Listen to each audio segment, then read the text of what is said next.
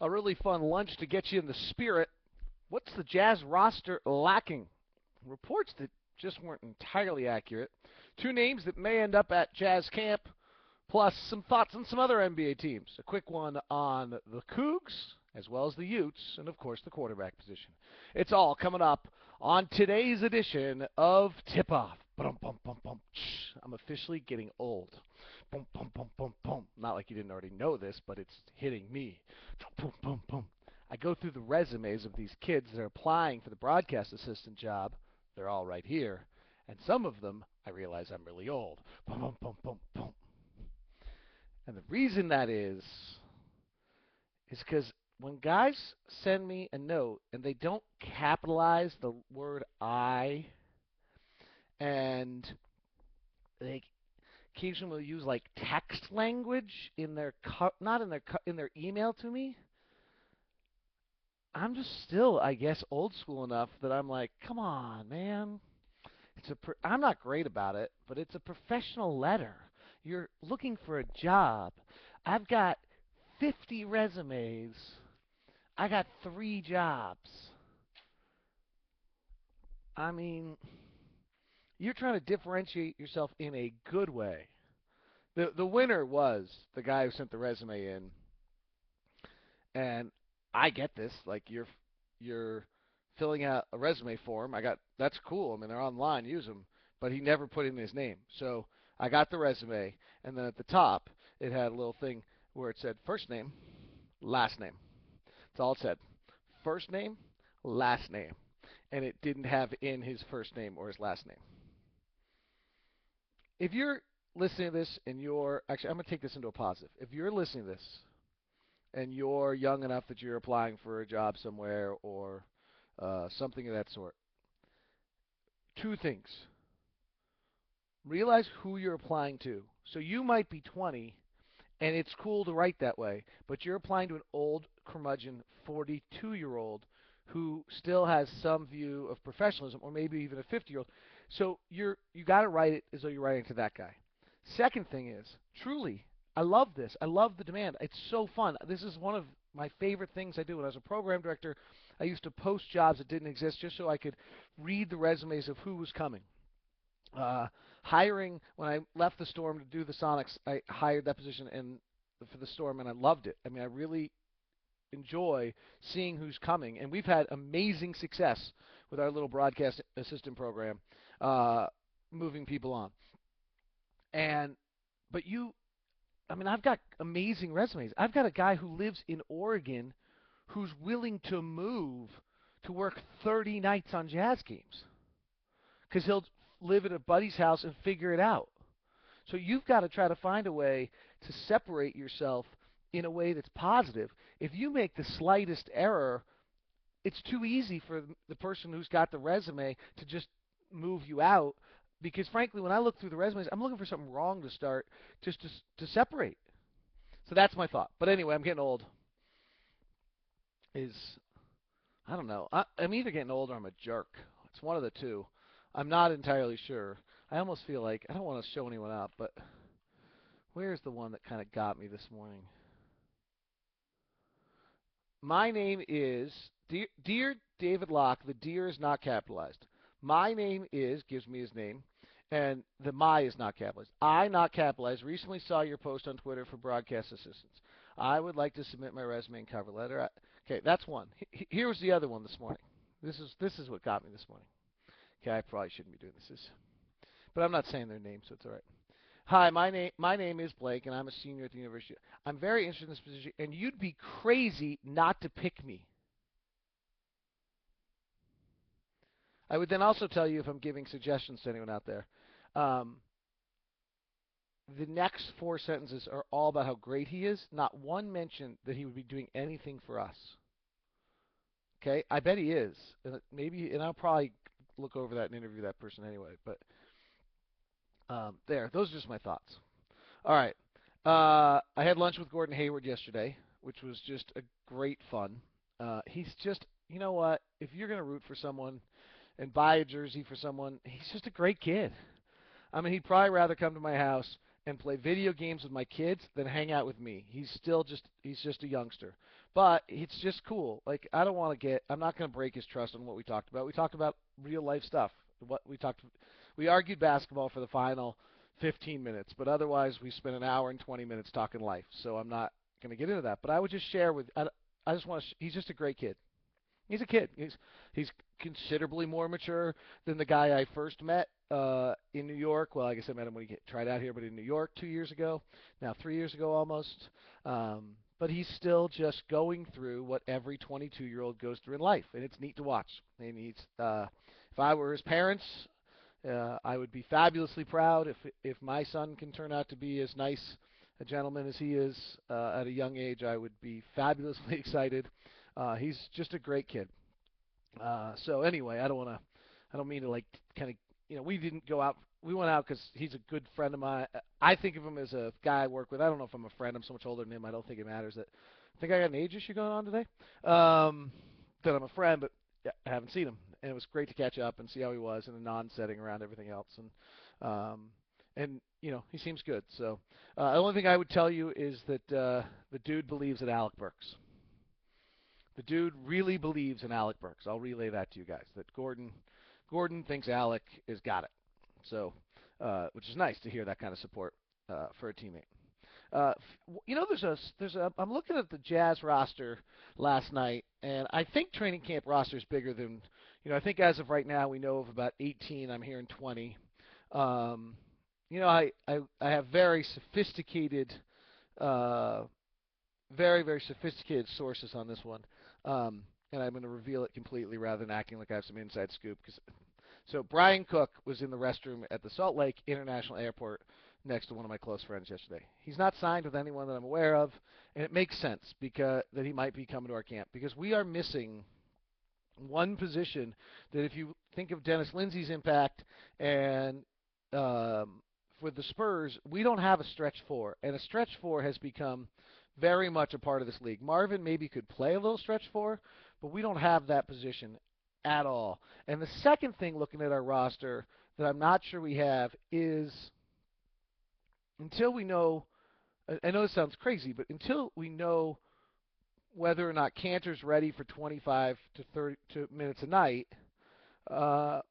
we don't have, if we were to trade Millsap or Jefferson, which I don't, I don't see it coming before training camp, but you never know, before trade deadline. That's still just going to be out there all year. We get thin fast, right? Like, I mean, it's like, oh, we got too many bigs, and how's Fave's going to get on the floor, which is, no question the truth to it. But so let's say you moved Al and you brought, I don't know who you bring back, but you brought back somebody. Suddenly your Favors, Millsap, Cantor, Jeremy is playing your fourth big. Maybe. But they don't. I mean, you're probably bringing back a big, so maybe it's not a big deal. But I just looked at the roster and I was like, the kid they brought from Wisconsin is from the D League who's is an outside shooting big.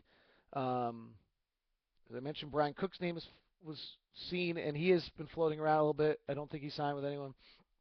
He's a lifetime about 35% big. He's just a spot up four who shoots. I don't know the situation on it, but I wouldn't be, if Memo is healthy and a make good contract, I wouldn't be surprised if we don't see him float around here at some point. He's not getting any offers from anyone. He wanted real money. If he's not going to get real money and he's going to have to play at that level and he still wants to play, why wouldn't he do it here? So that stretch four is a position that's just floating out there a little bit. So anyway, there's still a few more names of training camp to be floating around. We've Darnell Jackson's been reported. The kid from Wisconsin's been reported. Trey Gilder's been reported. So I wouldn't be surprised if expect another point guard. And from what I'm hearing, I'm not going to say who, sorry, someone's got some NBA experience. So you have just another point guard in camp. So it's a full camp. I think there's going to be about 20 from what I'm hearing. So that should be make things interesting or just a lot to look at. Portland, interesting. They started camp in Portland, and they basically announced their starting lineup already. Terry Stotts did. Lillard will start at the point, Wesley at the 2, Batum at the 3, Aldridge at the 4, and J.J. Hickson as the 5. I was trying to figure out what I thought of that lineup. I mean, obviously, a lot of it falls on whether Damian Lillard turns out to be. I think he's got a real chance to be Rookie of the Year this year, along with Anthony Davis, is probably my 2 lead candidates to be Rookie of the Year, considering the time they're getting. And Lillard's got real skills. I don't think he's a. I think he's a, and this is a compliment. I think he's a Mike Conley level guy. But I was just a little surprised that they came out and announced that, and I was trying to figure out if I thought that roster could do any damage. Batum's okay. Frankly, Wesley at this point might be below league average as a starting shooting guard. I think he's probably a third guard who is a game changer, who might play a lot of minutes. But then what I looked at on them is the reason they can announce their starting lineup is they don't have a bench.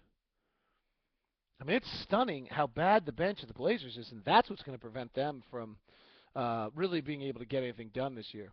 The 2 teams that, as I've been kind of perusing the rosters of the West, that I don't love, but then I stop and just remember they've got a stud, and when you have a stud, it changes everything. And so I don't love what Dallas has done. I like O.J. Mayo, but I don't love Chris Kaman, and I don't love Elton Brand. And so they'll start Darren Collison, probably O.J. Mayo, Sean Marion, Dirk, and Kaman, with Brand coming off the bench. Delonte West is still on that roster. Vince Carter actually probably will start at the 2 with O.J. Mayo coming off the bench. I take that back. I don't love that group. It's kind of a weird hodgepodge of things, and they've got it just doesn't. But the fact is that Dirk is so special.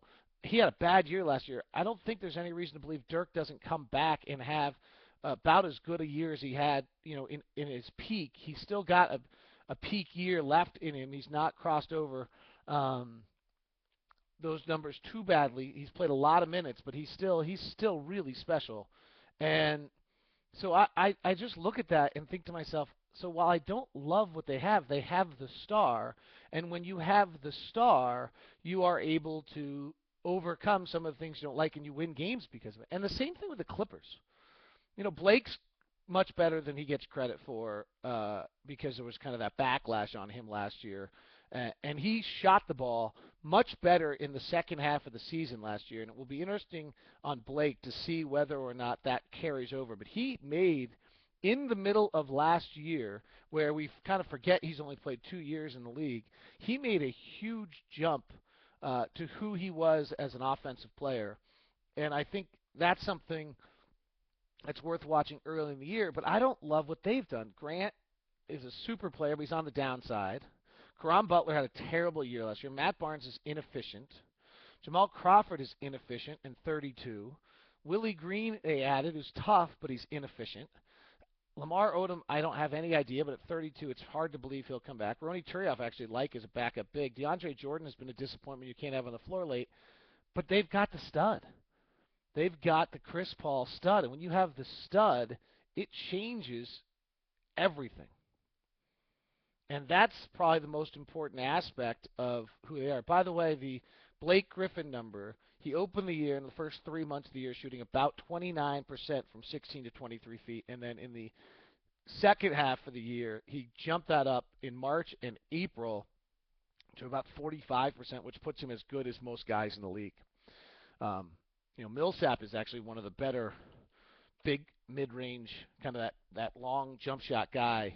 There aren't many better than Paul in the league in the way he's developed it, and he's been 45% for the last 3 years, 44% in that 16 to 23 foot range.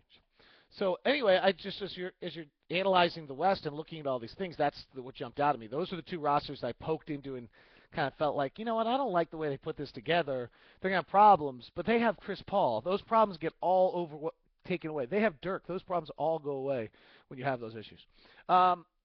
Danny Granger, Nene will not be ready for right away training camp. Quick thoughts on BYU and Utah. I kind of always just try to give you guys one. I'm hoping that in BYU and Utah, I can bring a perspective from just not being as engrossed. I mean, I spend my day all day on NBA, and then I scan what everyone's talking about and listen to 1280 and 97.5, the home of the Utah Jazz. Get your preset 97.5. I feel like the Riley Nelson situation, really, people are just digging in. I don't get it. He's not great. He never has been. He's a leader. That's what he is. And he's beat up and didn't play great for a game or two. But he's the guy. He ran Jay Keeps out of school by earning that job. And he's your leader. And you just can't constantly be playing because, well, for our development for next year. And I get he didn't play well against Boise, and I've never been convinced he's particularly that good. Uh, so I don't know what people are expecting out of him. And I don't think he has a lot of wins against great teams. But he's your starting quarterback, and he got beat up, and he's earned that job, and there's no way that Hill's better than he is yet. I just don't see that. Maybe he could be, or retire, but you just can't. My perspective, you can't constantly be developing. And I'm not sure I understand this idea that Bronco's got this love affair with him, or he's his starting quarterback, leader of his football team.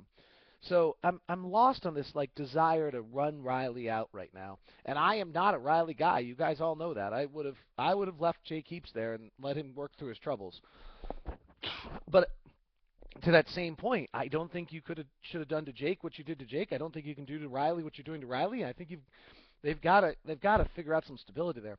I had an interesting conversation in the airport waiting for my bike to come off the luggage thing the other day with a Ute fan that was back from Arizona State, and we were talking about just how outmanned they were against Arizona State, and he was kind of stunned. And he had a great point. He pointed out that Arizona State the year before when he was at the game, had dominant speed and athleticism and size to Utah, but they were so undisciplined that Utah was able to take advantage of it, and that now they're coached better, and so they have that discipline, and Utah can't take advantage of that. And I thought that was a really good point, that as good as Utah is defensively, if they're facing a team that's disciplined and putting their guys in the right spot and executing correctly, then talent kicks in, and some of the offenses that they're going to play are more talented, and with the way the rules are, than the defenses of Utah, and that will be an ongoing problem. The other thing that we kind of hit on in the conversation, you have to win in the Pac-12, you really have to have a stunningly elite quarterback.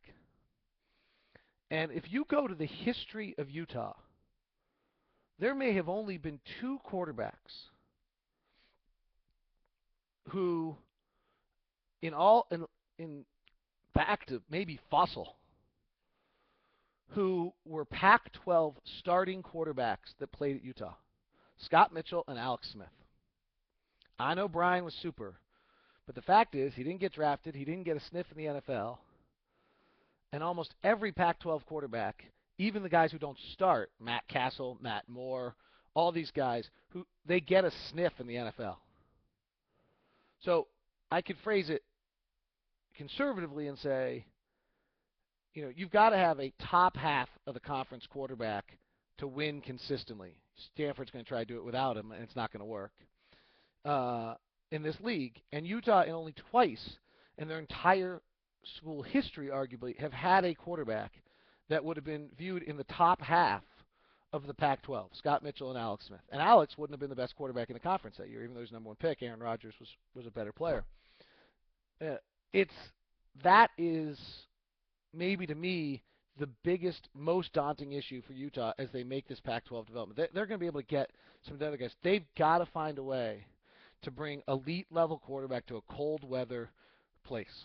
Colorado's got the same issue. Colorado doesn't have a great history of quarterbacks, and they have got to find a way to do it also. And if you don't have high-level quarterback, and if you go look at the lineage, I mean, Washington's got 7 quarterbacks that's played in the NFL in the last 25 years or something like that. Every USC quarterback and their backup. Oregon State has Matt Moore, who didn't start for them.